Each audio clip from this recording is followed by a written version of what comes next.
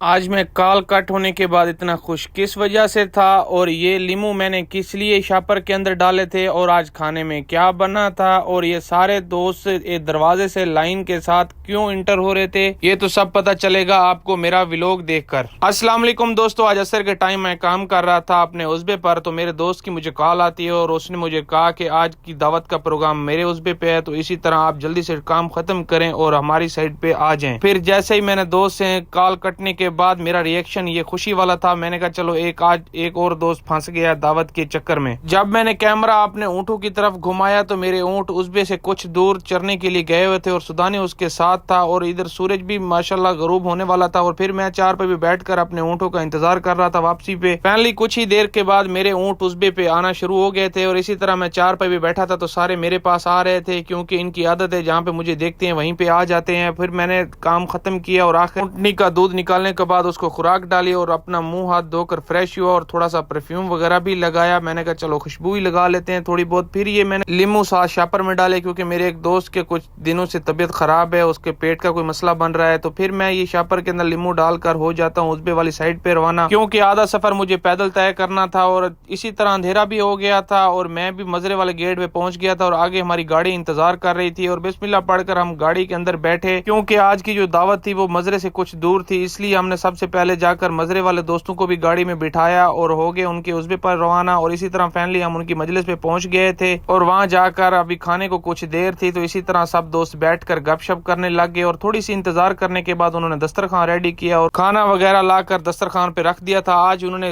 VIP मुर्गी का सालन और साथ में रोटियां बनाई थी, और इसी तरह मैंने भी खुद को क्लिप में ऐड किया और सब दोस्तों ने बैठकर अच्छी तरह से पेट भरकर खाना खाया। हमने खाने के फौरन बाद ही मेरे दोस्त लेट गए थे मजलिस पर, क्योंकि उन्होंने हद से ज्यादा खाना खा लिया था। और उसी तरह थोड़ी सी इंतजार के बाद वीआईपी जामा शीरी और साथ में लीमू डालकर और स्कंजी बनाकर लाए थे, और उन्होंने सबसे पहले मुझे गिलास पेश किया ठंडे पानी का, क्योंकि उन्होंने कहा था कि आज हमने कुछ इस तरह और प्रोग्राम भी करना है। और फिर मुझे सीधा रूम में बुलाया और वहां से मेरे दोस्त एक एक करके लाइन में आ रहे थे, जैसे इनका मैंने शिनाख्ती कार्ड बनवाना हो, क्योंकि रूम में एसी वगैरह भी चला के रखा था। समझ नहीं आ रही थी आज इन्होंने करवाना क्या है। फिर जिस दोस्त की दावत थी उसका ऑर्डर जारी होता है कि म्यूजिक ऑन करें और कुछ सराकी डांस करते हैं। जब बात आती है सराकी डांस की तो सब दोस्तों को बताता चलो मेरा फेवरेट